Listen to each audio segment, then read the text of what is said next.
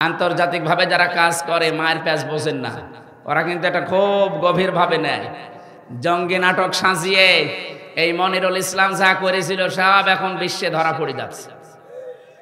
এখনকার যিনি র্যাবের ডিজি কালকে ঘোষণা দিয়েছে জঙ্গি বলে কিচ্ছু নেই, সব নাটক।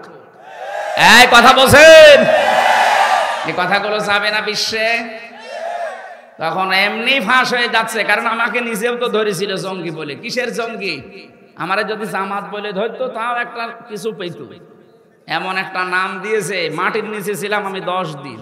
আমি জানি যে বাস্তবতা ওখানে কত কঠিন এবং কত কঠোর করে রেখেছি। বহু মানুষকে দেখেছি 2 বছর, 5 বছর, 7 বছর, 8 বছর, 14 বছর পড়ে আছে, কেউ জানে না। তাও তো আমি মিনিটায় ছিলাম, বড়টায় যেতে পারি না। এত বড় বড় নখ হয়ে যায় অনেকে, চুল দাঁড়ি গোপ মনে হচ্ছে জঙ্গল থেকে বেরিয়ে আসতেছে। আমি 20 সালের শেষের দিক থেকে 21, 22, 23, 3 বছর, আমার মনে হয় ওই সময় ইলিয়াস আলী বেঁচে ছিল। আমার মন বলছিল কেউ কেউ দেওয়ালের সাথে নখ দিয়ে এভাবে খুশিয়ে খুশিয়ে লিখে রেখেছি, ভাই যদি বাইরে যেতে পারে তো এই নাম্বারটা একটু জানাবেন যে আমি বেঁচে আছি। আপনি বোঝেন কি অবস্থা? একটা মানুষকে 24 ঘন্টায় মাত্র 1.5 মিনিট সময় দিত টয়লেট করার জন্য। ঘড়ি দেখিয়ে 1.5 মিনিট, 2 মিনিট, এর বেশি হলেও বের করে দেয়। তাও তো টয়লেটের দরজা নেই, দেওয়াল আছে, তাও হাফ দেওয়াল, বসলে দেখা যায় না, দাঁড়ালে দেখা যায়। 1.5 মিনিট সময় দেয়। খাবার দেয় সকালবেলা কয়েকটা পচা ছোলা, আর দুপুরবেলা 1 মুঠ ভাত দিয়েছে, তাও মনে হচ্ছে কেউ মাখিয়ে দিয়েছে। পারলে খান, না পারলে ফেলে দেয়। এভাবে 2 দিন 5 দিন পরেই তো আপনি অসুস্থ হয়ে যাওয়ার কথা। 14 বছর পড়ে আছে, আপনি টের পান? ব্যারিস্টার আরমান 8 বছর পড়ে আছে, আমান আজমি 10 বছর পড়ে আছে। কত মানুষকে আমি নাম শুনতাম শুধু আওয়াজ, পিটা তো যখন কেউ পড়ে আছে বলে 10 বছর, 12 বছর, 14 বছর। অনেকে তার নিজের নামও জানে না, আমার নাম কি আমি জানি না। এখনো পর্যন্ত অনেকে জালেমের সাফাই গায়। কি হয়েছে যে ওনার পালানো লাগলো? আরে বেটা, তোর বাবার সাথে তো হয়নি, তুই টের পাচ্ছিস না। আমার মেয়েটা আমার এখনো পর্যন্ত চেনে না। ওরা আমি 7 মাস রেখে গিয়েছিলাম, এখন এসে 4 বছর বয়স, এখনো আমার কাছে আসতে চাই না। বাবা না ডেকে আমারে ডাকে আঙ্কেল। আপনি হাসতেছেন, আমার মনের দুঃখ। আমারে বলে আঙ্কেল, আমাদের বাড়িতে চলে। ও মনে করছে এরকম হুজুর বহু আসে, এও মনে হয় আর একটা হুজুর। আন্তর্জাতিক অপরাধ ট্রাইব্যুনালে গণহত্যার জন্য যে মামলাগুলো হয়েছে 165টার উপরে শুনলাম। আমার মনে হয় খুব দ্রুত রায় দেওয়া দরকার। কারণ এগুলো আমরা সাক্ষী দিতে পারবো, শোনা সাক্ষী না, সব দেখা সাক্ষী। আর যাদের বিচার এতদিন এই বানানো বিচার করলেন, এগুলো সব তো শোনা সাক্ষী। জন্ম হয়েছে 75, সাক্ষী দিয়েছে 71। এই কথা বলছে না কেন? মামলার আয়ু আমারটা আমি তো নিজে জানি। আমার মামলার আয়ু যে আমারে নিয়ে আসলো বাড়ি থেকে, পরের দিন পেপারে দিলে ওনারে আমরা চোরহাট থেকে নিয়েছি। পুরাটা মিথ্যা কথা। 4 জন সাক্ষী সাজিয়েছি, একটাকেও আমি চিনিও না, তার নামও জানি না জীবনে। ধরার পরে আমার বাবার কাছে বলছে যদি টাকা না দেন 10 লাখ, আজকের ভেতরে 50টা মামলা দেব। কি বানিয়েছিলেন দেশটা বলেন তো? কয়েকদিন আগে মামলার আয়ু আমার কাছে কল দিয়েছিল, বলছে হুজুর মাফ করে দিন। না, মাফ করতে পারি, আমার টাকা ফেরত দেব। আমার প্রায় 30 থেকে 32 লাখ টাকা নিয়েছেন আপনারা সবাই মিলে, এই টাকাগুলো ফেরত দেওয়া লাগবে।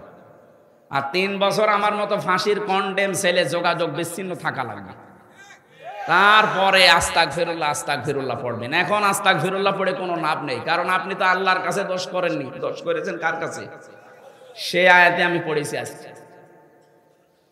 বৈষম্য বিরোধী ছাত্র আন্দোলনের 3 নাম্বার ছিল, তারা বৈষম্য দূর করতে চেয়েছিল। যে 9টা ধারা ছিল তার ভেতর এটাও একটা। কত রকমের বৈষম্য থাকলে মানুষ উন্মাদনা ছেড়ে দিয়ে উদ্দীপনা শব্দ 2টা কাছাকাছি, কিন্তু আকাশ পাতাল। মুসলমানদের ভেতরে কোনোদিন উন্মাদনা আসে না, সব সময় আসে উদ্দীপনা। এ কথা বলছেন? এখন যারা আছে উল্টাপাল্টা অন্য দেশের লোক, যারা বিশেষ করে মুসলমানদের বিরুদ্ধে, বাংলাদেশের বিরুদ্ধে, এগুলো একটা উদ্দীপনা নেই, সব উন্মাদনা। এই যে হকার সাংবাদিক যেটা, এর মধ্যে কি উদ্দীপনা আছে না উন্মাদনা? 2 দিন ভালো করে একাধারে পিটাতে পারলে ও সব পাগল ভালো হয়ে যাবে। কেউ উস্কানিতে পা দেবেন না। ওখানে বসে বসে চা খায়, বাদাম খায়, কাঁচ নেই, উস্কানি দেয়, আর এখান থেকে অনেকে লাফায়। এই সাদপন্থী জবাইরপন্থী যেটা শুরু হয়েছে, এটাও একটা উস্কানির ফল। আপনি কয়েকদিন যেতে দিন, দেখেন তদন্ত করে সব বের হয়ে যাবে। ওখান থেকে সব এরকম সাজাচ্ছে, 4 জন মানুষ মারা গেল, কে নেবে এর দায়? ওনার উস্কানিতে পা দিয়ে আর কত গণহত্যা করবেন আপনি বলেন? 2006 সালের 28শে অক্টোবর ওনার উস্কানিতে পা দিয়ে জসিম ভাইকে হত্যা করার পরে লাশের উপরে ড্যান্স দিয়েছে আপনি মানুষ। আমি 7 সালে সিরাজগঞ্জ থেকে যাচ্ছিলাম, বাসে আসতাম, তখন বাসের পেছনে বসে আছি, ড্রাইভারের পেছনে দেখলাম গাড়ি খুব দ্রুতই যাচ্ছে, কিন্তু ড্রাইভার সাহেব হঠাৎ করে ব্রেকে পা দিয়ে বাম দিয়ে চালিয়ে দিল। এই এমন করলেন মানে? হুজুর একটা কুকুর পড়ে আছে, মরে দেখছেন না? আরে ভাই, তো মরা কুকুর, তো মারলেই কি আর না মারলেই কি? ড্রাইভার আমার দিকে ঘুরে বলছে, হুজুর আপনি কি আসলে হুজুর? আপনি কেমন হুজুর? আপনি দেখেন একটা মরা কুকুর পড়ে আছে, আমি ডবল করে গাড়ির চাকা চালাবো, আমার বিবেক নেই? এই কথা শোনার জন্য আমি ছিলাম। একটা মরা জিনিস, তাও নিকৃষ্ট কুকুর, এটার উপরে আপনি ডবল করে গাড়ি চালাতে পারেন, আপনার বিবেকে বাধা দেয়। অথচ বাংলাদেশে আমরা দেখলাম গত বছরে, ওই সময় 7 সাল চলছিল, 6 সালের ঘটনা, অক্টোবরের 28 তারিখে আমার ভাইগুলোকে ওরা পিটিয়ে মারার পরে লাশের ওপরে ড্যান্স দিল। এখন ওদের আপনি মানুষ বলেন? ড্রাইভার বলছে কিসের মানুষ, ওরা জানোয়ার। অথচ তার নাম জিজ্ঞাসা করেছিলাম ওই সময় যে আপনার নাম কি? সুব্রত, তার মানে হিন্দু মানুষ। আমি বললাম, ভাই আপনার তো ঈমান নেই, কিন্তু বিবেক আছে। বিবেকের কারণে একটা মরা কুকুর আপনি আর মারতে পারলেন না। আরে মানুষগুলোর বিবেক পুরা মরে গিয়েছিল। কোন বড়ি মহিলা একটা ঘোষণা দিল, সারা দেশ থেকে লোকে বইটা নিয়ে আসো, আর আপনারা চলে গেলেন। এখন নেন সে ঠেলা সামলান। সারা বাংলাদেশে এখন ওই 6 সাল থেকে 24 সাল পর্যন্ত মামলা হবে। ডক্টর ইউনূস ঘোষণা দিয়েছে যে কিসের 24 জুলাই আগস্ট, আমরা 6 সাল থেকে 24 সাল পর্যন্ত যত অপরাধ যার নামে আছে সব তালিকা হচ্ছে। কারণ জালেমরা কিন্তু আল্লাহর টার্গেট। আল্লাহ পাক হয়তো যারা দায়িত্বে থাকে তাদেরকে দিয়ে এদেরকে শাস্তি দেবেন, এইটাই আসল শাস্তির মালিক আল্লাহ। ইন্নামা সাবিলু আলাল্লাযিনা ইয়াজলিমুনা নাস, সূরা শূরা 25 নম্বর পারা 6 নম্বর পৃষ্ঠা 13 নম্বর লাইনের 42 নম্বর আয়াতের প্রথম অংশে আছে। যত তাফসীর আছে বাংলাদেশে সব মুফাসসির আয়াতের সামারাইজ এইটা দিয়েছে। আল্লাহ রাব্বুল আলামিন বলেন, আমি নিজে মামলা দায়ের করব যারা মানুষ হয়ে মানুষের উপরে জুলুম করেছে। আল্লাহ কিন্তু ইয়াজলিমুন আল মুসলিমুনা দেয়নি, দিয়েছে কি আছে? ইয়াজলিমুন আন নাস। এই হিন্দু কি মানুষ না? এই কথা বলেন না কেন? হিন্দু যদি মানুষ হয় তাহলে বিশ্বজিৎকে মারলেন কেন? সে তো বারবার বলছিল, ভাই কিসের জামাত ইসলাম, কিসের শিবির, আমি তো মুসলমানই না। আপনার যদি বিশ্বাস না হয় আমার কাপড় খুলে দেখেন যে অবস্থা কি। তারপরও আপনি মানেন নাই। ওকে যারা কুপিয়েছিল তারা আমার সাথে জেলে ছিল। শাওন 30 বছর এখন জেল। কি দল তো আর খবর নিচ্ছে না? যার কথা মতো এ কাজ করেছিলেন কোথায় সে মহারথী, কেউ আর খোঁজ নেয় না, এখন ঝাড়ু দিয়ে বেড়ায়। 1-2 বছর না, 30 বছর জেল খাটা লাগবে। এই জন্য কারো উস্কানিতে পা দিয়ে নিজের জীবনটা নষ্ট করেন না। ওই যে গোপালগঞ্জে একবার উস্কানিতে পা দিয়ে নেমেছিল, এমন পিটানো পিটিয়েছে পেছনে লাল হয়ে গেছে। ওই সময় দেখতাম গোপালগঞ্জ থেকে কেউ যদি ঢাকায় আসবে, বসে আসলে 300 টাকা, দাঁড়িয়ে আসলে 1000 টাকা। আপনি বসবেন কি করে? পেছনে তো বসার মতো কায়দা রাখেননি। আমার মনে হয় ওইরকম আর একবার দেওয়া দরকার।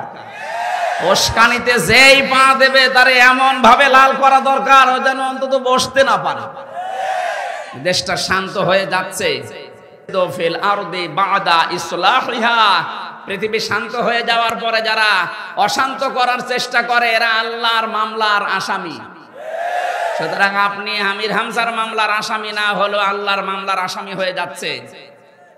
দুনিয়াতে আপনার শাস্তি তো মাস্ট বি হবে, কারণ জালেমকে আল্লাহ নিজে হেদায়েত দেয় না, দেখছে না, দেবেও না। ইয়াহদিল কওমাজ জালিমিন, ইয়াহদি মুজারে, বর্তমান, ভবিষ্যৎ, প্রেজেন্ট, ফিউচার। জালেমের কোনো হেদায়েত নেই। কি কথা বুঝতেছেন? আল্লাহ যেন আমাদেরকে এই উস্কানিতে কারো পা দিয়ে, তারা যা করেছে তাদের হিসাবই এখন তারা ঠিক করতে পারছে না। ভারতে কি অবস্থা আছে আজকের পেপার দেখেন। ভারতে যে অবস্থায় উনি এখনো পর্যন্ত আছে, বারবার বলছে দরকার হয় বাংলাদেশে যে মরণ পর্যন্ত জেলে থাকবো, তাও এই অঘোষিত জেলে আর থাকা যায় না। আপনি তার উস্কানিতে পা দেবেন। আবার কি করেছে আপনার জন্য না বলি চলে গেল। যারা আত্মীয়তার সম্পর্ক ঠিক রাখে না, রক্তের সম্পর্ক, আত্মীয়তার সম্পর্ক যারা ভঙ্গ করে, ঠিক রাখে না, যারা মানুষের উপরে বোঝা চাপিয়ে দেয়, বোঝা হালকা করে না, তাদের ভেতরে আল্লাহ একটা ভয় তৈরি করে দেয়। নবীজি যখন নবুয়ত পেয়ে আসলেন, খাদিজাতুল কুবরা এটা বলেছিলেন, হে নবী আপনি ভয় পান কেন? ইন্নাকা লা তাসিলুর রাহিমা, আপনি তো রক্তের সম্পর্ক ঠিক রাখেন। তাহমিলুল কাল্লা, মানুষের বোঝা আপনি বহন করেন, হালকা করে দেন। যারা মানুষের বোঝা হালকা করে, মানুষের সাথে রক্তের সম্পর্কগুলো ঠিক রাখে, তাদের কোনো ভয় নেই। আপনি কি ভয় পেয়ে চলে গেলেন আমরা তো বুঝি না। অবশ্যই আপনি হাদিসের এই কথাগুলো মানেননি, আপনি রক্তের সম্পর্কগুলো ঠিক রাখেননি। কথা বলেন না কেন? এদেশে আমরা কত মানুষ আপনাকে আপা বলে ডাকতাম, কেউ কন্যা বলে ডাকতো, কেউ ভাবি বলে ডাকতো। সে যা যাই বলতাম, আমরা তো যে কোনো একটা সূত্র নিয়েই বলতাম, যে কাউকে তো বললেন না। এখন আপনার এই দেবরগুলো, এই সন্তানগুলো সব এতিম হয়ে আছে। ওই এতিম বের হলেই মার খায়। আপনি যেহেতু রক্তের সম্পর্ক, আত্মীয়তার সম্পর্কগুলো ঠিক রাখলেন না, এই জন্য আল্লাহ আপনার ভেতরে ভয় ঢুকিয়ে দিয়েছে। তাহমিলুল কাল্লা, কত বোঝা দিয়ে গেলেন এই দেশের মানুষকে, ঋণের বোঝা, কষ্টের বোঝা, দুঃখের বোঝা। এই যে ৭৮০ জন মানুষ এখনো হাসপাতালে বেডে কাতরায়, কারো পা নেই, হাত নেই, চোখ নেই, অন্ডকোষ উড়ে গেছে। এগুলো তাদের পরিবারের কাছে একটা বোঝা না? কি কথা বলছে না কেন? এই বোঝাটা আপনি দিয়ে গেলেন। আপনি তো চলে জামের বাড়িতে, আগের থেকে গেলে তো এই বোঝাগুলো দেশে তৈরি হয় না। কত ঋণের বোঝা দেশে আপনি দিয়ে গেলেন বলেন তো। তাও তো দক্ষ হাতে লোকটা একটু চেষ্টা করছে। এত ঋণের বোঝা এই দেশে আপনি সাহেব পাড়া বানিয়েছেন, বেগম পাড়া বানিয়েছেন। নিজের দলীয় লোকজন দিয়ে এত বেগম পাড়া, এত সাহেব পাড়া আপনার লাগে। এক একজন মানুষের ফিরিস্তে বের হচ্ছে দরবেশের মতো মানুষ, ৩৬,০০০ কোটি টাকা। দরবেশ যদি এটা করে, তাহলে ধরবেশ যারা, এতে কি করেছে? একটা মানুষ আপনি ভালো দেখান যে এই মানুষের জীবনে ওদের দলে কিছু নেই, বলেন একটা মানুষের নাম বলেন। একটাও নেই। আমার নিজের চাচা তো প্রমাণ, ২১ বছরও চেয়ারম্যানই করিস, জোর করি যেভাবে হোক। এই যে নির্বাচনের নামে যে প্রহসন গেল, আমি স্পষ্ট বলছি ২০০৮ থেকে ২৪ পর্যন্ত যারা নির্বাচনের নামে প্রহসন করে, কেউ এমপি, কেউ মন্ত্রী, কেউ উপজেলা চেয়ারম্যান, কেউ মেয়র হয়েছে, কোনদিন আপনি পোস্টারে লিখতে পারবেন না যে সাবেক এমপি, কারণ আপনাকে আমি ভোট দেইনি। এই কথা বলে না কেন? আমি নিজে তো সাক্ষী। আমার ৩৩ বছর বয়স, ৩৩ বছর বয়স আমার এখন। ১৮ সাল থেকে ভোট আরম্ভ করলে ৩ বার ভোট দিতে পারি, আমি একবারও পারিনি। কি কথা বলে না কেন? আপনি একবারে ১৫৪ জন ঘোষণা দিয়ে দিলেন, দিনের ভোট রাতে করে ফেললেন। দিনের ভোট যে রাতে হয়েছে, এ কি আমি বানিয়ে বলছি? আমার সাথে এক ওসি ছিল জেলখানায়। এই লোকটা একদিন আমার ফাঁসির কন্ডেম ছেলে এসে বলছে, হুজুর আমার তাওবা হয়েছে কিনা দেখেন তো। কি তাওবা করলে? এই যে নির্বাচনে আমি বাইরে ছিলাম, রাত ১২টার পর থেকে আমার যা আশপাশে লোকজন আছে, বিশেষ করে এসআই আছে, দারোগা আছে, যে কনস্টেবল আছে, আরো কিছু লোকজন নিয়েছিলাম, তার মানে হেলমেট বাহিনী, এদেরকে নিয়ে আমি রাত 12:30টার পর থেকে আল্লাহর নামে ভোট কাটা আরম্ভ করলাম। এই দেখেন কোরআন শরীফ আমার সামনে, এইভাবে বলছি, রাত 12:30টার পর থেকে আল্লাহর নামে আমি ভোট কাটলাম ফজরের আজান পর্যন্ত। বাক্সগুলো সব ঠিক মতো জায়গা মতো জমা দিয়ে দিলাম, গোসল করলাম, ওযু করার পরে 2 রাকাত নামাজ পড়লাম, নফল নামাজ। এরপরে বললাম আস্তাগফিরুল্লাহ। আমার এই তাওবা কি হয়েছে? কিসের তাওবা? আপনি কি আল্লাহর কাছে দোষ করেছেন যে আস্তাগফিরুল্লাহ পড়ছেন? দোষ করেছেন হামজার কাছে। কি কথা বলেন না কেন? একটা এমপি বানাতে হলে 3.5 থেকে 4 লাখ হামজা লাগে। হামজা লাগে আর হামজার বউ লাগে। আর আপনি সব হামজার বউর ভোট একা একা দিয়ে দিলেন, আর এখন বলছেন আস্তাগফিরুল্লাহ। আপনি আগে এই 3.5 লাখ 4 লাখ হামজার বউর কাছে যাবেন, যে তাদের কাছে বলবেন যে ভুল হয়ে গেছে। কারণ তাওবা হচ্ছে ওইটা, অপরাধ যেখানে স্বীকার করবেন সেখানে। এদেশে বহু মানুষ আছে, মানুষের জমি জায়গা আত্মসাৎ করে, উল্টা পাল্টা করে, কাবা শরীফে যে গিলাপ ধরে বলে আস্তাগফিরুল্লাহ। আরে ভাই, আপনি টাকা মারেন কোনে আর ক্ষমা চান কোনে? টাকা মারে বাংলাদেশে, ক্ষমা চায় কাবা শরীফ। ওরে পিটারও দরকার না। একেবারে সাফ কথা বলছি, তওবা যদি কেউ করতে চান, অপরাধ যার কাছে স্বীকার করবেন তার কাছে। কথা বলছেন? ওনারে বললাম আপনার জন্য ভয়ঙ্কর একটা বিষয়। আপনি মাপ চাইতে পারেন হয়তো এই 3.5 লাখ 4 লাখ হামজার বোর কাছে, কিন্তু যারা মরে গেল এদের কাছে মাপ চাবেন কি করে? আপনি তো এখনো জেলে। আপনি জেল থেকে কবে বের হবেন নিশ্চয়তা নেই। বের হওয়ার পরে দেখবেন অনেকে মরে গেছে, আপনি তাদের কাছে মাপ চাবেন কি করে? সুতরাং এই জালেমাকে টিকিয়ে রাখার জন্য যারা ডাইরেক্ট ইনডাইরেক্ট বিভিন্ন কায়দায় এদেশের মানুষের উপরে জুলুম, নির্যাতন, অত্যাচার, খুন, গুম, বিশেষ করে আয়না ঘর বানিয়েছিলেন, আপনার কপাল পুড়ে গেছে ভাই। আমরা মাফ করে দিলে কি হবে? যারা মরে গেল ওদের কাছে মাফ চাইতে পারবেন? এই জন্য মানুষের যারা বোঝা দিয়ে যায়, এই যে ঋণের বোঝা দিয়ে গেলেন কোটি কোটি টাকা, এখন এই দেশে কেউ জন্ম নিলেই তার মাথার উপরে 1,02,000 টাকা ঋণ। এখন এই যে বিশাল বোঝা দিয়ে গেলেন, আপনাকে আল্লাহ ভয় দেখাবে না? দেখাবে কারে? এই জন্যই তো এত ভয় পৃথিবীতে, এত ভয় পায়। আমি তো কোনোদিন আজ পর্যন্ত ইতিহাসেও পড়িনি যে একবারে 350 জন এমপি পালিয়ে যায়। হ্যাঁ, কথা বলে না কেন? কি ভয় পেয়েছে যে জাতীয় মসজিদের ইমামও পালিয়ে গেছে। জোর করে এসেছিল কিছুদিন পরে যে আমি আবার ইমামতি করব, জুতা দিয়ে পিটিয়েছে জনগণ। পরের দিন আবার স্ট্যাটাস দিয়েছে, জুতা মেরেছে আমার গায়ে কিন্তু গায়ে লাগে না।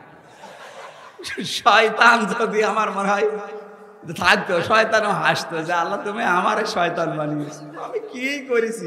এটা আমাদের চাইতে বড় শয়তান। দেশটা রসাতলে দিয়ে গেলি। আর এখনো পর্যন্ত অনেকে গোপন স্ট্যাটাস দেয়, আপা কি করেছে, কি করেছে? তোমার সাথে তো করনি, তুমি তো খালি মাল কামিয়েছো। আজকে দেখলাম এটাকে এটা গান বেঁধেছে, আগে কি সুন্দর মাল কামাইতাম। আসলে গানটা মিলে গেছে এই 15.5 বছরের সাথে। আচ্ছা, টেন্ডার যখন হইতো আপা আমাদের ডাকতো, যে বানিয়েছে তার ধন্যবাদ। আসলে বা খাপের খাপ মমতাজের বাপ, ওরাটা মিলে গেছে। সুতরাং কোন উস্কানিতে আজকে থেকে ফেসবুকের কোন উস্কানিতে পা দেওয়া যাবে না। যে যা করছে করুক, ওরা নিজেরা মোবাইল করে, নিজেরা এডিটিং করে, নিজেরা রেকর্ড করে, নিজেরা ছাড়ে, কেউ কারো দায় পড়ে নিজে তার সাথে কথা বলার। এদেশের মানুষের রুচি এত নিচে নামে না যে একজন গণহত্যাকারী মানুষের সাথে মোবাইলে কথা বলবে। কথা বলেন না কেন? যে বলবে ওইটা ওর মতো 2 নাম্বার। পৃথিবীতে যারা গণহত্যা করেছে তাকান তাদের অবস্থান কি? হিটলার, এই চেঙ্গিস খান, তাদের নাম পর্যন্ত কেউ রাখে না। কেউ জানে যে চেঙ্গিস খান কেউ রাখে নাম? হিটলার রাখে। যারা জুলুমবাজ তাদের নাম আল্লাহ ঘৃণিত করে দিয়েছে। ইয়াজিদ, কত সুন্দর নাম, খালি জুলুমের কারণে নামটা গালি হয়ে গেছে। আর এইটাই বাস্তব, যারা পালিয়ে যায় তারা পৃথিবীতে আর ফিরে আসে না। 850 বছর আগে পালিয়েছে ওনার এক দাদা, এই লক্ষণ সেন, আজও ফিরে আসেন। আর আসবে বলে আমার মনে হয় না। 850 বছর আগে আসবে। সুতরাং আপনি 3 মাস কয়দিন হইল জানো না? 130 দিন চলছে, তার মানে 4 মাস কয়দিন হয়ে গেল। কিয়ামতের আগে আর ফেরত আসা সম্ভব না, কারণ এই দেশের মানুষ এখন যেমন ঐক্যবদ্ধ হয়েছে, আরো সামনে হচ্ছে। এজন্য ওই আশা ছেড়ে দিন। যারা এখনো আশায় বুক বেঁধে আছেন যে আমি চট করে চলে আসতেছি, কিসের চট করে? আপনি আসলে ফট করে ঢুকে পড়বেন আয়না ঘরে, আর কোনো রাস্তা নেই। কারণ যেখানে এসে থাকবেন ওই জায়গাটা 4 দিন আগে দেখতে গিয়েছিলাম, দেখি জাতীয় টয়লেট হয়ে গেছে। 4-5 জন একসাথে যাচ্ছে, কেউ এদিকে কেউ এদিকে কেউ এদিকে কেউ এদিকে, মনে হচ্ছে জামাতবদ্ধ টয়লেট চলছে। আপনি এসে থাকবেন কোথায়? এত দামি বাড়িতে পর্যন্ত আল্লাহ অভিশপ্ত করে দিয়েছে। 3 দিন আগে গিয়েছিলাম কিশোরগঞ্জে, পাশের জেলায়। ওদের যে অফিসটা ওইটাও এখন টয়লেট। 5-6 জন যাচ্ছে একসাথে টয়লেট করছে। এটা কেন করেছে বলেন তো? এটা হচ্ছে সূরা নমল 19 নম্বর পারা 20 নম্বর পৃষ্ঠা 7 নম্বর লাইনের 52 নম্বর আয়াতে আল্লাহ এই তথ্যটা দিয়েছেন। ভালো করে মিলাবেন, নাকি বলবো না? আল্লাহ রাব্বুল আলামিন বলেন, ফাতিলকা বুয়ুতুহুম খাবিয়াতাম বিমা যালামু ইন্না ফি যালিকা লাআয়াতাল লিকাউমিন ইয়ালামুন। রব্বুল আলামিন বলেন, ফাতিলকা, আলেম যারা আছে তারা বুঝবে। আল্লাহ যেন এভাবে আঙ্গুল দিয়ে দেখাচ্ছেন, ফাতিলকা বুয়ুতুহুম, এই সেই ঘরগুলো। বাইতন দেয়নি, বয়ুত বহু বছর। এই সেই ঘরগুলো খাবিয়াতান, আমি জনশূন্য করে দিয়েছি, আমি পরিত্যক্ত বানিয়ে দিয়েছি। এখানে ফাইলকে আরো জোরে বলেন। আল্লাহ পাক বলেন, আমি পরিত্যক্ত করে দিয়েছি, এগুলো জনশূন্য করে দিয়েছি বিমা যালামু, এদের জুলুমের কারণে। কারণ যেখানে বসে জুলুমের দুর্বিসন্ধি করা হয়, ষড়যন্ত্র করা হয়, জায়গাটা পর্যন্ত অভিশপ্ত হয়ে যায়। এটা লূত নবী আলাইহিস সালামের জামানার কাহিনী আল্লাহ শোনাচ্ছেন। আল্লাহ পাক যেন 2024 সালের 5 আগস্টের বিকাল 5টার সময় আয়াতটা আরেকবার নাজিল করেছে। এটার বাস্তব প্রমাণ আমার কুষ্টিয়ার হানিফের বাড়ি। আপনি যান, কুষ্টিয়ার হানিফ সাহেবের বাড়ি এখন জাতীয় টয়লেট হয়ে গেছে। বিকাল 5টা বাজতে বাজতে ওই দিন আমি দেখলাম একটা ইট পর্যন্ত মানুষ রাখে নাই, পায়খানার প্যান পর্যন্ত খুলে নিয়ে চলে গেছে। বাড়িটা এখন পরিত্যক্ত, মানুষজন ওই রাস্তা দিয়ে যায়, যার পোশাক পায়খানার চাপ দেয় ওখানে যে কাজ সারে। একটা কারণ আছে, কারণ নেই? আমি আমার জীবন থেকে বলছি কারণটা। হজে যাওয়ার পরে 16 সালে তাওয়াফ করছিলাম, ভালোই লাগছে। 7 চক্কর দেওয়ার পরে দেখি আমার পেটে ব্যথা। ঘুরতে ঘুরতে উপরে গেলাম, দেখি এক পুলিশ, ডাক দিলাম, ইয়া আখি তাআল, এদিকে আসেন। কি? এতক্ষণ তো আমার ভালোই লাগছিল, হঠাৎ আমার পেটে ব্যথা করছে। এখানে কোনো ঔষধের দোকান আছে, ফার্মেসি? পুলিশ আমার দিকে তাকিয়ে বলছে, ইয়া হাজিউল হুজ্জাত আইনা বিলাদুকা, হাজি দেশ কোথায়? জি তুমি বাংলাদেশ। বাংলাদেশ থেকে এসেছি। আমারে বলছে, হাজি পেটে ব্যথা, কেন আপনি টের পাচ্ছেন না? না তো। এটা কোন জায়গা জানেন? না। বলছে, আবু জহেলের বাড়ি। আপনি এখনো পায়খানা না করে দাঁড়িয়ে আছেন, তাড়াতাড়ি করেন। পায়খানা করে দেখি আমার পেটের ব্যথা ভালো হয়ে গেছে। তার মানে আল্লাহ যেন আমাকে বসাতে চাচ্ছে, হামজা এত টাকা খরচ করে 6,500 কিলোমিটার দূর থেকে আসলে আরো শয়তানের বাড়ি পায়খানা না করে চলে যাবা, তাড়াতাড়ি করো। আমার তো মনে হচ্ছে ঠিক আল্লাহ যেন 2024-এর 5 আগস্টের পর থেকে জালেমদের, সারা দেশেই তো আমি ঘুরছি, 630টা থানা আছে দেশে, প্রায় কম বেশি সব থানায় আমি এই কয় মাসে গিয়েছি। যেখানেই যাই দেখি জালেমদের বাড়ি ঘর সব পরিত্যক্ত হয়ে গেছে। আল্লাহ বলেন, বিমা যালামু, এদের জুলুমের কারণে এগুলো করেছি। এখন তোমাদের জন্য শিক্ষা কি? ইন্না ফি যালিকা লাআয়াতান। এই ছেলে,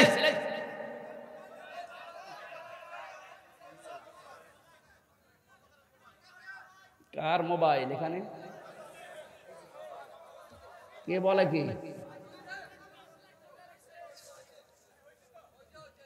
কথা শুনলে হবে, কে দেখবেন কি? কিছু রেখেছে হাসিনা আমারে?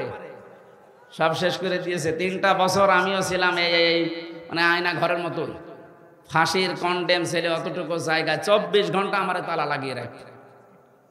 খাওয়া দাওয়ার তো যে অবস্থা, শরীরে কতগুলো রোগ হয়ে গেছে এই কারণে। মাহফিল করতে ডাক্তার বলছে রাত 10টার পরে আপনি আর জেগে থাকবেন না, তাহলে কিন্তু ওই রোগ আবার বাড়বে। ডায়াবেটিস হয়ে গেছে প্রায় 19, 27, কমতেছে না। কমবে কি করে? খাবার দিয়েছে ওরা।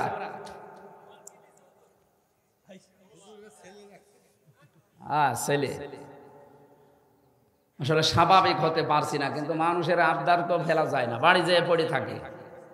এদের বাধ্য হয়ে আসা লাগে। আমার মা বাবাও রাগ করছে, আমার স্ত্রীও রাগ করছে। 3 বছর ছেলে আবার এইভাবে ছুটে বেড়াও, যাও তুমি ওইটাই করে বেড়াও। কি করবো বলেন তো? এই আজকে আবার নিয়েছে 3টা। কোথায় ছিলাম? সে মানিকগঞ্জে। ওইটা শেষ করে আবার যে এখন এটা, আমি তো জানতাম না মাহফিল আছে। যে মাহফিলগুলো নেয় ওই ছেলেটা আমার জানাইনি যে আজকে মাগরিবের পরে আছে। এই জোর করে মনে হয় এসব করেছেন আপনারা, আমি তো জানি না। আমি তো মনে করছি মাহফিল নরসিংদী একটা আছে, ওই একটাই। 3 বছর আগে নেয়নি, 3 বছর আগে তো আমি জেলেই ছিলাম। যাই হোক, এইভাবে চাপ দিয়ে একটা আমার উপরে জুলুম হয়ে যাচ্ছে ভাই। এটা যেহেতু রেকর্ড হচ্ছে, আমি হাতে পায়ে ধরে বলছি এভাবে আর দায়িত্বশীলদেরকে দিয়ে আপনি কল দিয়ান, এভাবে আর করেন না, আমি তো মরে যাবো। খাওয়া নেই দাওয়া নেই, যে সারাদিন প্রায় রাস্তায় চলছে, এইভাবে করে বেঁচে থাকা যায়? আগামীতে কোনো জায়গায় নিয়ে আসলে একটা মাহফিল নেবেন আর সাইদি সাহেবের মতো এশান নামাজ পড়ে তুলে দেবেন। এশান নামাজ পড়ে তুলে রাত 9টা 9:30টায় মাহফিল শেষ। এই সিস্টেম যারা করবে তাদের কাছে আসবো। তাছাড়া আমার এত এই গণহারে এভাবে আমি আর পারছি না, আর দরকারও নেই। রাত 12টা 1টা 2টা বাজবে, আমি ঘুমাবো কখন? তাহাজ্জুদ পড়বো কখন? সকালে ফজর নামাজ পড়বো কখন? আর শরীর টিকবে? সেদিন এই রংপুরে এই যে পড়ে গিয়েছিলাম স্টেজ থেকে, প্রায় 12 দিন ছিলাম হাসপাতালে। এই সাইডটা প্রায় অকেজ হয়ে গেছি। এখন আস্তে আস্তে স্বাভাবিক হচ্ছে ঔষধের কারণে, আল্লাহর দয়া। আবার যদি এরকম রাত জাগি, দেখা যাচ্ছে আবার পড়ে যাবো। যেন তাফসীর মাহফিলে এইভাবে করে আবেগে নিয়ে, যে গরু দিয়ে চাষ করে খাবেন, গরুই যদি মরে যায় নাকি? আমি তো গরু নাকি? না, আপনারা তো আমার গরু বানিয়েই গেছে। চাষ করে খাবেন তো অন্তত আমার বাঁচিয়ে রাখেন। 1 জেলায় বা 2-3 জেলা, 2-3 উপজেলা মিলে একটা একটা করে আসবো সামনে। তাফসীর যেভাবে 2-3 দিন ব্যাপী তা সাইদি সাহেব করতো না, ওইভাবে আরম্ভ করবো। তাছাড়া বোঝানো যায় না কথাগুলো। এই খাবলা খাবলা কথা বলে মানুষ বোঝে না। তাফসীর আকারে কথা বললে জ্ঞান বাড়বে আমাদের ইনশাআল্লাহ। আমরা যে কথা বলতেছিলাম যে লামে আল্লাহ তাকিদ দিয়েছেন, আমি আলেমদেরকে বলছি, এখানে আলেম ছিল না একজন? এখানে লামে তাকিদ দেওয়ার কারণ কি? আমি 27টা কারণ পেয়েছি। আধুনিক যে তাফসীরগুলো বের হচ্ছে, পড়াশোনা করবেন। সূরা নমল কত নাম্বার আয়াত বলেছিলাম? 52। আরে ভাই, এখনই খেয়ে ফেলেছি, বাড়ি যাওয়ার সময় তো সব খেয়ে ফেলবে। একটু মনে রাখেন, সূরা নমল 19 নাম্বার পারা, 20 নাম্বার পৃষ্ঠা, 7 নাম্বার লাইনের 52 নাম্বার আয়াত। আল্লাহ শেষের দিকে একটা আমাদেরকে দিয়েছেন যে ইন্না ফি যালিকা লাআয়াতাল লিকাউমি ইয়ালামুন। অবশ্যই এর ভেতরে শিক্ষা আছে। 2024 সালের 5 আগস্টে যে ঘটনা ঘটে গেল, জালেমদের একটা বাড়িও আর নেই, সব উজাড় গৃহ হয়ে গেছে, সব জনশূন্য, সব পরিত্যক্ত। এর ভেতরে শিক্ষা তোদের জন্য এই, আগামীতে যারা ক্ষমতায় আসবে এরাও যদি জনগণের উপরে জুলুম করে, তাদেরও কিন্তু বাড়ি ঘর উজাড় গৃহ হয়ে যাবে। এইটা সামনে রেখে কাজ করবেন। অনেকে তো এখনো থালা হাতে পায়নি, তাই শুরু করে দিয়েছে। কথা বলছেন? কোন কারণে আপনি এগুলো আরম্ভ করলেন? বারবার তারেক জিয়া সেখান থেকে মাইনাস করছে। কি শুরু করেছিস? আমার সাথে 3টা বছর ছিল তারেক জিয়া সাহেবের বন্ধু আর পিএস। 3 বছর নুরুদ্দিন অপু ভাই আর গিয়াসউদ্দিন মামুন ভাই পাগল হয়ে যাচ্ছে। তারা দেশ নিয়ে যে ষড়যন্ত্র চলছে, আর কিছু মানুষ আছে শুরু করে দিয়ে চাঁদাবাজি। মনে হচ্ছে বাবার দেশ পেয়েছে। জালেমদের যে পরিণতি হয়েছে তার চাইতে খারাপ হবে আপনার। এই জন্য দলের নাম ভাঙিয়ে উল্টাপাল্টা করবেন, শেষে একেবারে জীবনের মতো বহিষ্কার হয়ে যাবে। ভিক্ষা করেও খেতে পারবেন না। কিসের চাঁদাবাজি করেন আপনি? আমিরে জামাত ডাক্তার শফিকুর রহমান অলরেডি ঘোষণা দিয়েছেন, যদি ইসলাম এই দেশে সত্যি আল্লাহ এনে দেয়, এ দেশের সবচাইতে বড় অপরাধ চাঁদাবাজি আর দুর্নীতি। এইটা বন্ধ হবে। আপনি তো টের পাচ্ছেন না, গ্রামে বাস করে, শহরে যান, বড় বড় ঘাটগুলো, বড় বড় মাঠগুলো, বড় বড় হাটগুলো, কি চাঁদাবাজি চলছে আল্লাহর নাম নিয়ে। ওই অসের মতো আল্লাহর নাম নিয়ে শুরু করেছে। সুতরাং যারা এগুলো করছেন আপনারা থামবেন, নাই তো কিন্তু এই জালেমদের চাইতে আপনার বাড়ি ঘর আবার দেখা যাচ্ছে যে মানুষ জাতীয় টয়লেট না, ইন্টারন্যাশনাল টয়লেট বানিয়ে দিয়েছে। আশা করছি এই লামের গুরুত্ব বুঝবেন। আল্লাহ লাম দিয়েছেন কয় কারণে বললাম? 27টা কারণ আছে। তাফসীর পড়েন দেখবেন আপনার মাথা ঘুরে যাবে। ইন্না ফি যালিকা লাআয়াতাল লিকাউমিন ইয়ালামুন। যদি জ্ঞানী হয়ে থাকেন তাহলে শিক্ষা আছে। আজকে আমরা তেলাওয়াতকৃত যে আয়াত ছিল সূরা ফুরকান ৭০ নম্বর আয়াত। আমার আলোচনার বিষয় আজকে হচ্ছে তাওবা। কি? আল্লাহ বলেন বাড়ি থেকে যারা বের হয়ে এসেছে এই নরসিংদী, ইল্লা মান তাবা, তাদের নিয়ত ছিল আল্লাহ আমি আর যাই করেছি জীবনে আজকে তওবা করে ভালো হয়ে যাব। এই নিয়ত নেই আমাদের? এক কথা বলেন না কেন? এই নিয়ত যাদের আছে যে আল্লাহ আমি আজকে তওবা করে ভালো হয়ে যাব। তওবা কি? বাংলাদেশে তওবা হচ্ছে আস্তাগফিরুল্লাহ, এটা একটা বাক্য। তওবা করতে হলে 3টা শর্ত লাগে। 1 নম্বরে অপরাধ যার কাছে স্বীকার করবেন সে তার কাছে। এই তওবা বাংলাদেশে নেই। কথা বলেন না কেন? এই জন্য বারবার বলছি অপরাধ আল্লাহর কাছে করলে আল্লাহর কাছে মাফ চান। যদি হামজার কাছে করেন হামজার কাছে মাফ চান, তাছাড়া আপনার জীবনও মাফ হবে না। আপনি 1 কোটি বার আস্তাগফিরুল্লাহ পড়লেও কাজ হবে না। অপরাধ যার কাছে স্বীকার করবেন তার কাছে।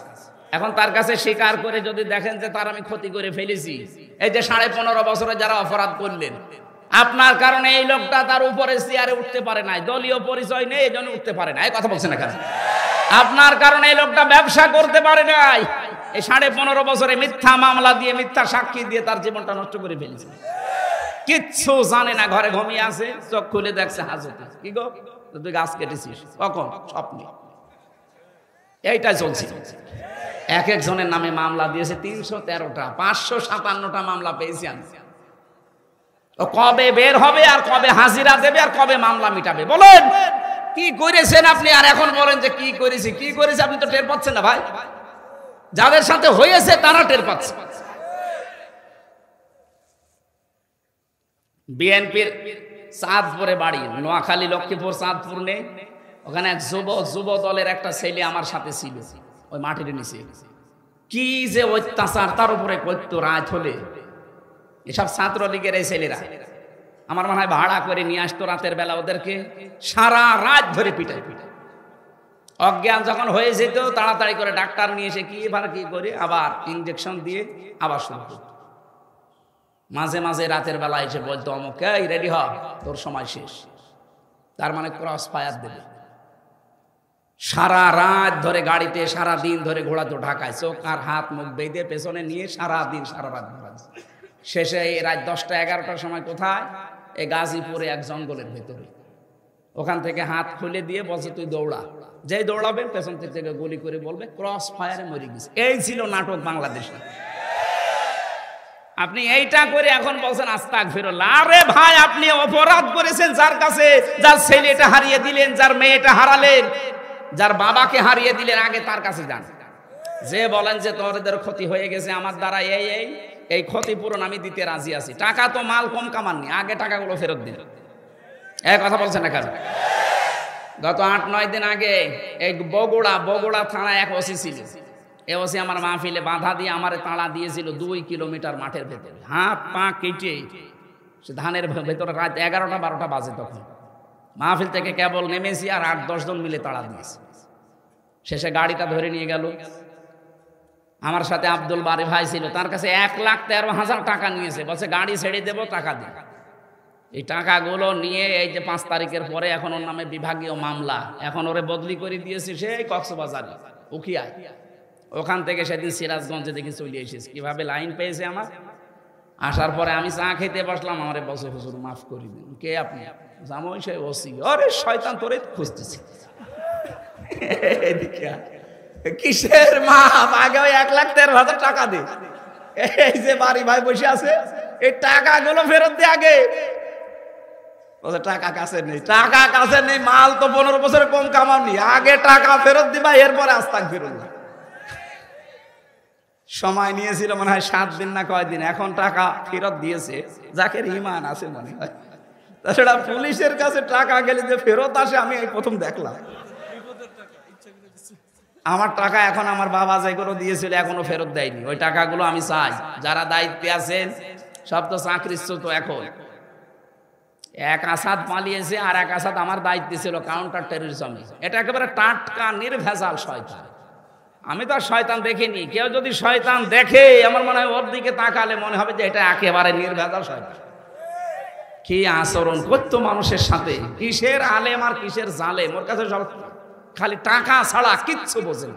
নিচে এসে রাত্রে বলতো আপনার কোনো দোষ নেই আমরা জানি, কিন্তু টাকা দেওয়া লাগে।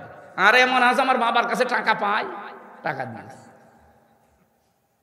কি রাম রাজত্ব শুরু করেছিল, আল্লাহ এমনি উল্টিয়েছে, আল্লাহর আরশ পর্যন্ত কেঁপে গেছে।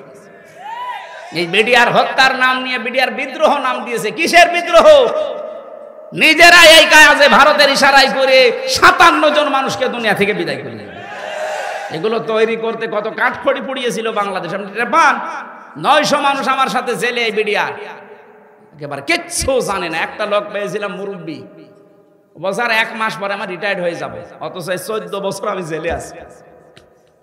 রাতের বেলা তাহাজ্জুদ পড়তে যখন উঠতাম দেখতাম ও আহ করে আওয়াজ হতো। 14টা বছর পড়ে আছে, সে সারা জীবন দেশের জন্য কি দিলাম আর আমি কি পেলাম? তাদের বরদোয়া লাগবে না? এখন বসে বসে চা খাও, বাদাম খাও, কান্নাকাটি করো যে আমি অঘোষিত জেলে আছি। কিসের জেল? আপনি যা করেছেন 110 বার ফাঁসি দিলেও আরো 10 বার দেওয়া যাবে। 2732 জন মানুষ আপনি মেরেছেন আপনার অর্ডারে। এই গণহত্যার সাথে যারা জড়িত আছে আমরা সবার শাস্তি দাবি করছি। এটা যদি না হয় সামনে যারা আসবে তারা কিন্তু আরো ভয়ঙ্কর হবে। এই জন্য আমরা চাই এই শাস্তি হয়ে যাক, সামনে যারা আসবে তারা ভয় ভয় নিয়ে দেশ চালায়। কথা বলেন।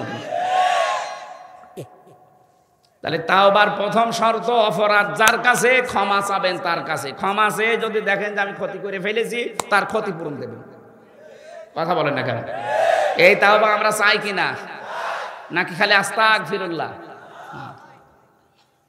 ওয়া আমানা ওয়া আমিলা আমালান সলিহা, তাওবা করলে হবে না, ঈমান আনা লাগবে। আর আমরা ঈমান আনতে রাজি নেই। ঈমান আনতে হলে কমপক্ষে 5টা বিষয় মেনে নেওয়া লাগে। ছোটকালে কায়দায় পড়েছিলাম, আমানতু বিল্লাহি কামা হুয়া বিআসমাইহি ওয়া সিফাতিহি ওয়া ক্বাবিলতু জামিয়া আহকামিহি ওয়া আরকানিহি। এক একটা শব্দের ভেতরে লক্ষ লক্ষ কথা আছে। যত তাফসীর আকারে কথা বলবেন তত নতুন নতুন বিষয় আসবে। আমরা তো সময় পাচ্ছি না। 3 নম্বরে ওয়া আমিলা সলিহা, ভালো ভালো কাজ করা লাগবে। ভালো কাজ কি? সলেহ মানে অনেকে মনে করে নেক কাজ। আরে নেক কাজ শুধু না, সলেহ মানে যোগ্য। আপনি যদি যোগ্যতা সম্পন্ন হতে না পারেন, আপনাকে আল্লাহ এ দেশ হাতে তুলে দেবে না। এজন্য আমাদের এখন সবচাইতে বড় কাজ, আমরা যোগ্যতা সম্পন্ন মানুষ হতে চাই। যে যে সেক্টরে কাজ করছেন ওই জায়গা থেকে যেন আপনি যোগ্য হতে পারেন। কথা বলেন না কেন? কিন্তু শুধু যোগ্য হলে হবে না, আবার সৎ হওয়া লাগবে। সৎ এবং যোগ্য যদি হওয়া যায়, অবশ্যই আল্লাহ ফাউলাইকা ইউবাদদিলুল্লাহ সাজ্জিআতিহিম হাসানাত, পেছনের অপরাধগুলো যাই করেছিলেন সব পাল্টিয়ে নেকি বানিয়ে দেবে। আকান আল্লাহু গফুরুর রহিমা, আল্লাহ আমাদের প্রতি দয়াশীল, ক্ষমাশীল। আল্লাহ যেন তার এই 9টা নামের কার্যকারিতা আমাদেরকে দেখান। আগামীতে নিয়ে আসলে আমি আবার বলছি একটা করে নিয়ে আসবেন, যেহেতু আর একটা আছে ওখানে ওঠা লাগবে। 9টায় সময় দিয়েছিলাম, এখন 9:30 পার হয়ে গেছে, ওখানে যে 10টায় অন্তত ওঠা লাগবে। আল্লাহুম্মা আমিন। লা ইলাহা ইল্লা আনতা সুবহানাক ইন্নী কুনতু মিনাজ জালিমিন। আল্লাহুম্মা গফিরলি ওয়ারহামনি ওয়াহদিনি ওয়াফিনি ওয়ারযুকনি ইয়া রাব্বাল আলামিন। যেভাবে আরম্ভ করেছিলাম, এখনো 2-4 ঘন্টা আমি বললে কেউ চলে যেত না। কোরআন কারীম শোনার জন্য, কোরআন বোঝার জন্য যারা এত পাগল, এদেরকে তুমি কোরআনের হেদায়েত দিয়ে দাও। সওয়াবগুলো এই মাহফিল বাস্তবায়ন কমিটিতে যারা আছে তাদেরকে তুমি দান করো। যারা আত্মীয় স্বজন যারা কবরে আছে, এই এলাকায় মাটির নিচে যারা আছে, এই মাহফিলের উদ্দেশ্যে তাদেরকে মাফ করে দাও। সম্মানিতা মা বোনদেরকে খাদিজার মতো, আয়েশার মতো বানিয়ে দাও। আগামীতে এই অনুষ্ঠানটা কোরআনের জন্য আরো বিশাল আকারে কবুল করে নাও। মাহফিলের প্রধান অতিথি তোমার যুবক বান্দা, আল্লাহ তার যত প্রতিষ্ঠান আছে মানুষকে কর্মসংস্থান তৈরি করে দেওয়ার জন্যে সবগুলোর উপরে তোমার রহমত নাজিল করো। আসমান জমিনের বালা মুসিবত থেকে হেফাজত করো। তোমার নবী জানিয়েছে, এই পৃথিবীতে যারা মানুষের কর্মসংস্থান তৈরি করে দেয় তারা নাকি তোমার বন্ধু। আল কাসিবু হাবিবুল্লাহ, যারা কাজ করে খায় এরা তোমার বন্ধু হয়ে যায়। আল্লাহ তাআলা ইসাদ চৌধুরীর দ্বারা যতগুলো প্রতিষ্ঠান হয়ে যত মানুষ কর্মজীবনে আছে তাদেরকে তুমি কবুল করে নাও।